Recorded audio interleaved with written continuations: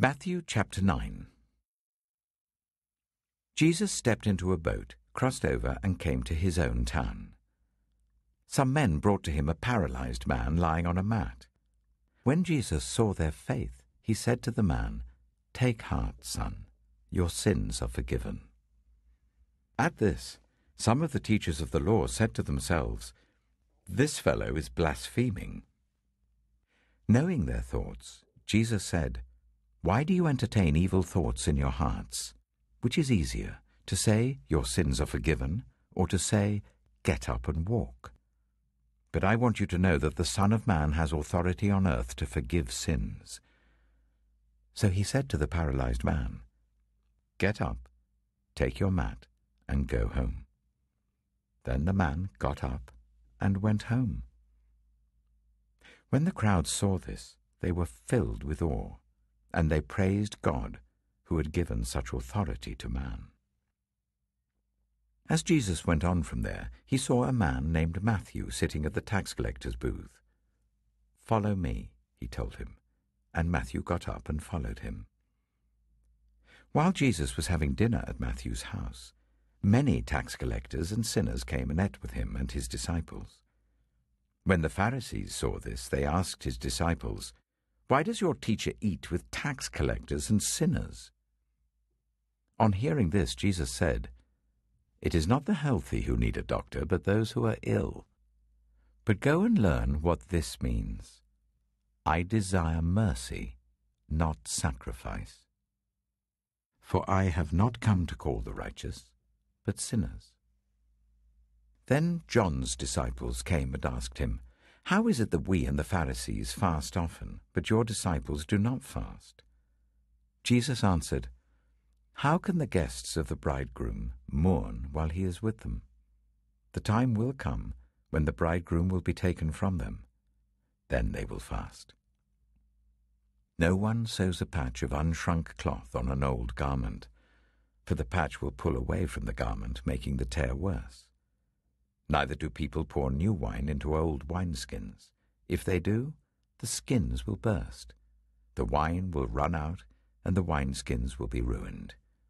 No, they pour new wine into new wineskins, and both are preserved."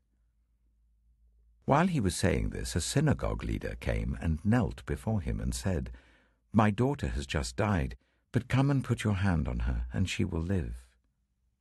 Jesus got up and went with him, and so did his disciples. Just then, a woman who had been subject to bleeding for 12 years came up behind him and touched the edge of his cloak. She said to herself, "If I only touch his cloak, I will be healed." Jesus turned and saw her. "Take heart, daughter," he said. "Your faith has healed you." And the woman was healed at that moment.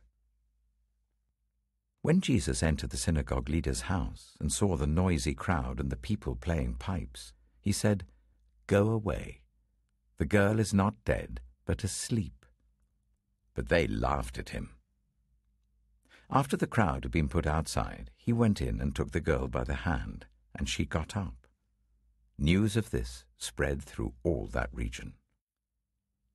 As Jesus went on from there, 2 blind men followed him, calling out, "Have mercy on us, Son of David." When he had gone indoors, the blind men came to him, and he asked them, "Do you believe I'm able to do this?" "Yes, Lord," they replied. Then he touched their eyes and said, "According to your faith, let it be done to you." And their sight was restored. Jesus warned them sternly, "See that no one knows about this." But they went out and spread the news about him all over that region. While they were going out, a man who was demon-possessed and could not talk was brought to Jesus. And when the demon was driven out, the man who had been mute spoke. The crowd was amazed and said, "Nothing like this has ever been seen in Israel." But the Pharisees said, "It is by the prince of demons that he drives out demons." Jesus went through all the towns and villages, teaching in their synagogues, proclaiming the good news of the kingdom, and healing every disease and illness. When he saw the crowds, He had compassion on them, because they were harassed and helpless, like sheep without a shepherd. Then he said to his disciples, "The harvest is plentiful, but the workers are few. Ask the Lord of the harvest, therefore, to send out workers into his harvest field."